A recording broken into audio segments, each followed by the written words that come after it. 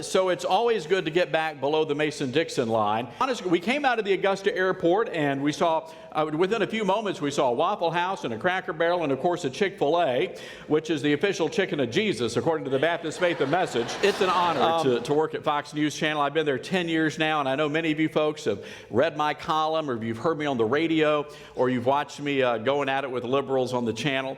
And we just have a lot of fun. And I want you to know, if you don't hear anything else this morning, I want you to know that you have a friend at the Fox News corner of the world. These have been some very interesting days for our country. And this morning, I want to talk to you about a very important issue. And I want to sound a warning. There is a war on religious liberty in the United States of America. And this war is not targeting people of the Muslim faith or the Jewish faith or the Hindu faith. This war on religious liberty is targeting people of the Christian faith. My new book that I wrote, Godless America, is a compilation of this evidence that I believe demands a verdict. As my friend Governor Mike Huckabee said, we are on the verge of having our faith criminalized. Rick Warren told me this in my office just a few years ago, that the war on religious liberty, this issue, will be the civil rights issue of our generation. You know, as I mentioned to you a few moments ago, I do live in Brooklyn, New York, just a few blocks away from Barclays Arena, where a few years ago there was an incident involving twerking. Now, you may know about this, you may have read about this or seen it on the television. Miley Cyrus committing this act of public debauchery, and in just a matter of moments, she implemented that word twerking into the national lexicon. It was about that time that Phil Robertson, one of my heroes of the faith from Duck Dynasty, did an interview with GQ magazine. And in that interview, Phil Robertson defended traditional marriage. I had just finished writing Godless America, and I was trying to write the introduction to my book, trying to bring it all together. Where are we at as a country? And I thought about those two incidents. Miley Cyrus celebrated for her act of debauchery, but Phil Robertson castigated for standing up for the Bible. And that's when I wrote the opening words to my book. I sort of feel like a Duck Dynasty guy living in a Miley Cyrus world, and Washington, D.C. is twerking on all of us. And I apologize for that visual.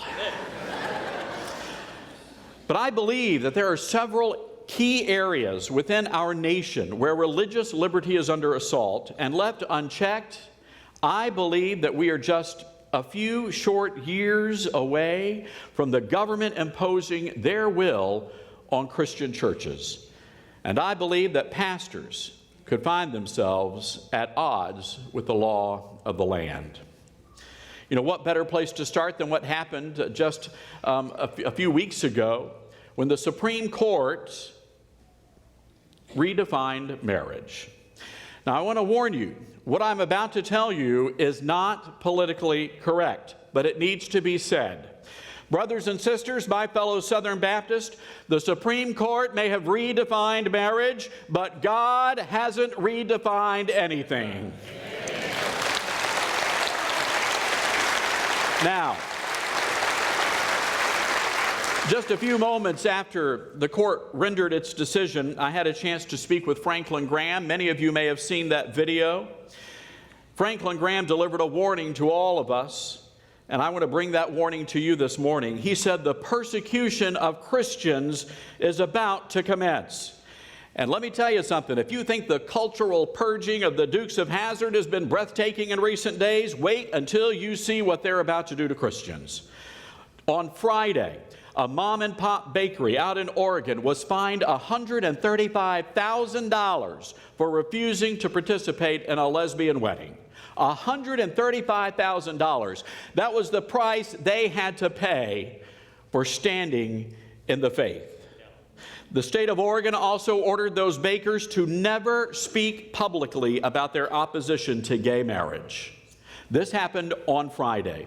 At least 2 federal lawsuits have now been filed against county clerks who refuse to grant marriage licenses. More than a dozen so far have resigned their positions, including a fellow Southern Baptist. Her name is Linda Barnett from Grenada, Mississippi. She spent more than 24 years on her job. This lady, a member of her church's WMU at the Friendship Baptist Church, a church in good standing with our great Southern Baptist Convention. And this is what this dear saint wrote in her resignation letter. I am a follower of Christ, and I believe strongly that the Bible is my final authority. This is a fellow Southern Baptist.